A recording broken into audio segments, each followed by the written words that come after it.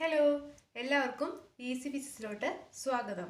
നമ്മൾ ഇന്നത്തെ പുതിയ വീഡിയോയിലൂടെ പഠിക്കാൻ പോകുന്നത് 8th സ്റ്റാൻഡേർഡിലെ ഫിസിക്സ് ഭാഗത്ത് വരുന്ന ഫസ്റ്റ് ചാപ്റ്ററായ മെഷർമെൻറ്റ്സ് ആൻഡ് യൂണിറ്റ് എന്ന പാഠഭാഗത്തെ 3 ആക്ടിവിറ്റീസ് ആണ്. അപ്പോൾ നമുക്ക് വീഡിയോയിലോട്ട് പോകാം.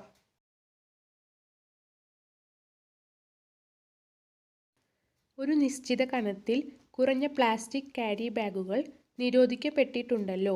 ഇത്തരം ബാഗുകളുടെ കനം പ്രസ്താവിക്കുന്നത് ഏത് യൂണിറ്റിൽ ആണ്?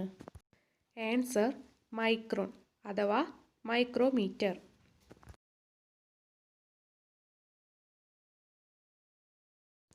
ഭൂമിയിൽ നിന്നും സൗരയൂഥത്തിലെ ഒരു ഗ്രഹത്തിലേക്കുള്ള ദൂരം 4 ആസ്ട്രോണമിക്കൽ യൂണിറ്റ് ആണ് എന്നതുകൊണ്ട് അർത്ഥമാക്കുന്നത്.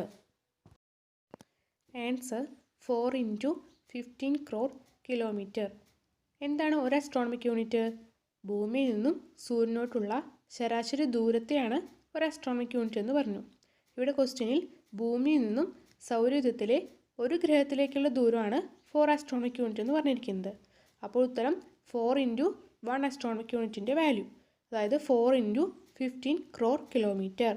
അതായത് ഭൂമിയിൽ നിന്നും സൂര്യനോട്ടുള്ള ശരാശരി ദൂരത്തിൻ്റെ 4 മടങ്ങാണ് ഭൂമിയിൽ നിന്നും സൗരയൂഥത്തിലെ ഒരു ഗ്രഹത്തിലേക്കുള്ള ദൂരം.